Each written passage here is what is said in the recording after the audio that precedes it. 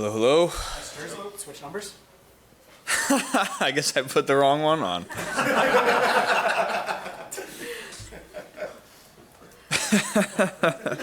Good game, Brandon. We were in on the Packers.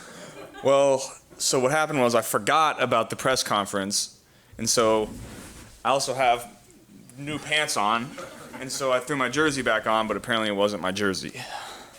There we go. Has it been that type of day? I guess it's been that kind of day, huh? Joe, is there anything you can take away from that series plus that you played the first time with Buffalo? Oh, some maybe.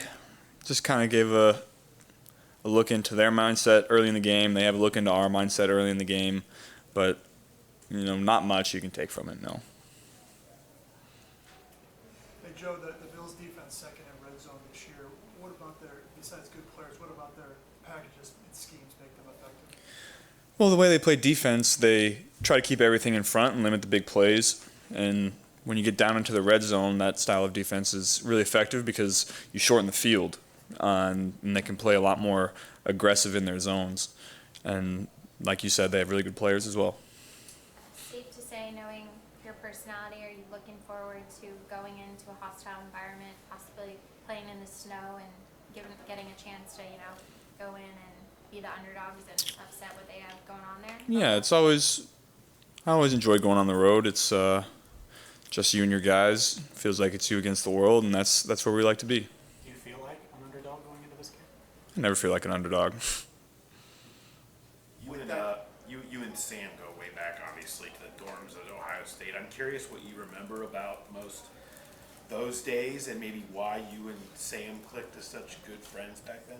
We just have similar mindsets. We have always had similar goals, and I've always worked really hard and had some fun times as well. And so when you go through all that together in your formative years, you develop a bond that lasts forever. I know, I guess the legend was that before your draft, obviously you guys hung out in Miami and he was recruiting you. I guess did you view it that way? And what was that trip like for you guys? That trip? We were just hanging. I hadn't seen him in a while, so it was good to see him at that time. And it's been great to play with him for the first several years of my career, and hopefully for a lot longer. I'm curious.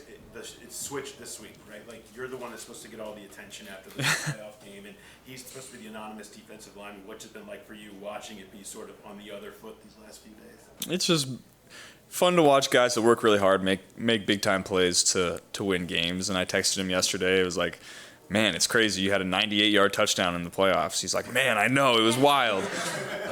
So that was funny. When you go on the road for such a big game and it's going into a hostile environment, what's it like when you get off the bus at the hotel, you see fans there cheering? What's that like emotionally knowing they're all there for you guys? It's fun. Our fans travel really well. They always have. And I expect this week to be no different. And so when you get to the hotel and you see all your fans, gathered around, looking at the buses, taking pictures, it's just kind of converging onto one location to finish the goal that you started. What were some of the more hostile environments that you played in, SEC as well as NFL, and what can you draw from those experiences that you can utilize for this game, do you think? Well, really, anytime you play on the road, it's hostile, especially in the NFL, in big games. And, really, you just take the same mindset that you always have and transfer it on the road. It's just going to be a little louder, and it's going to affect your operation a little bit, but that's why you practice. Joe, that game on Monday night was one of the most anticipated games of the season. How much do you anticipate getting a chance to actually play them again now that it's in the playoffs? Yeah, it's just another game, another playoff game.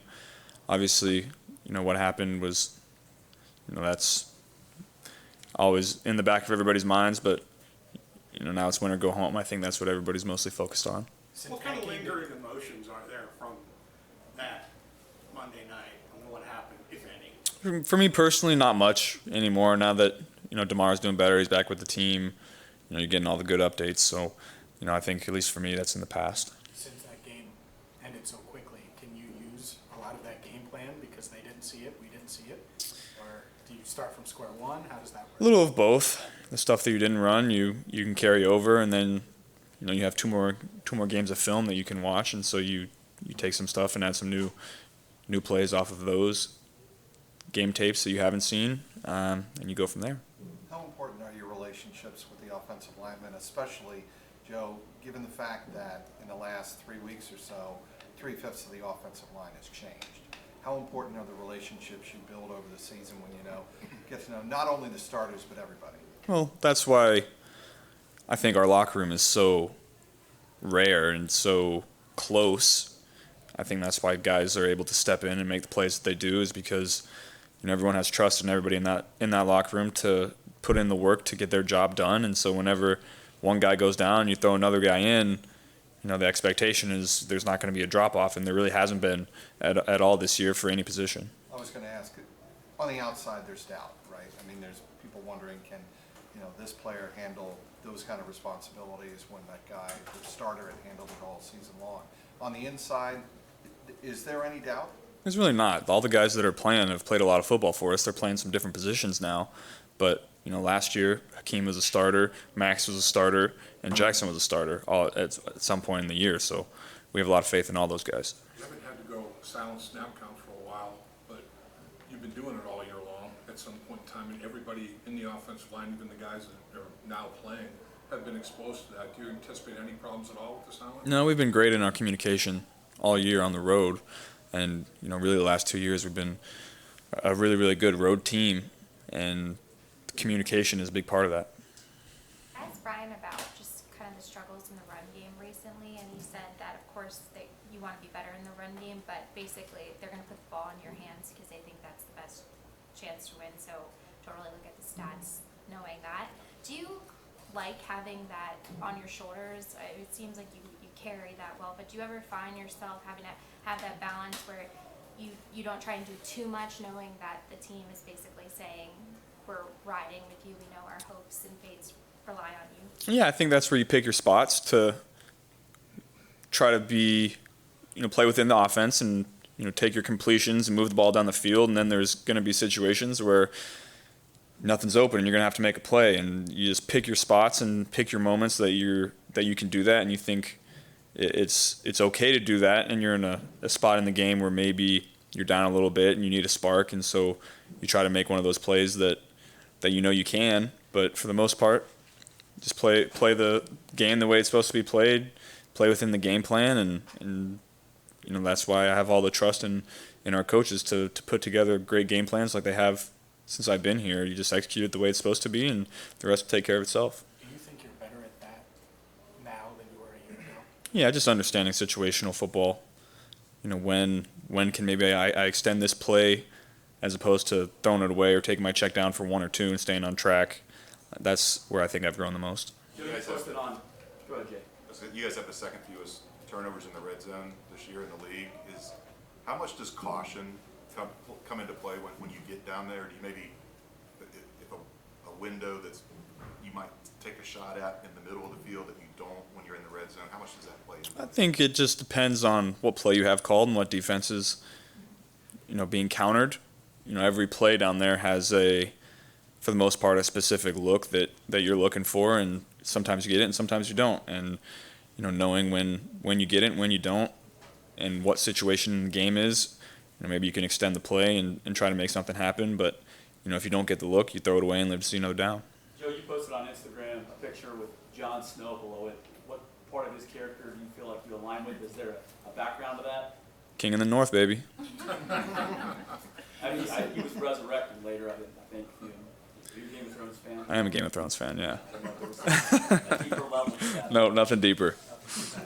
Since you've been in college, you've always kind of used your legs as a last resort when it comes to scrambling. But how much better do you think you've gotten at that this year, and how much more important is that going to be against Buffalo's front, like we mentioned? Yeah, I think the longer out from my knee injury I've got, the better I've become at that. Just from hard work, getting back to where I was before, and I maybe haven't done it quite as much this year, but I don't think I've needed to. And that just comes with what we were talking about earlier, knowing the situational football and the aspects of those games, and understanding when I can and can't, and when I should and shouldn't. Cordell came in as rookie, won the job.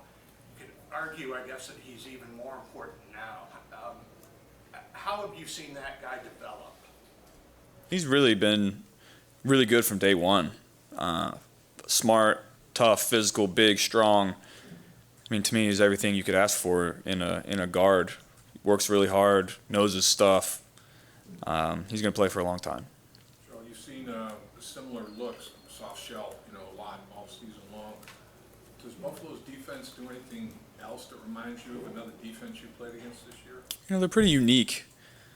They pick their spots to pressure, and they're good at it, and they can surprise you with it.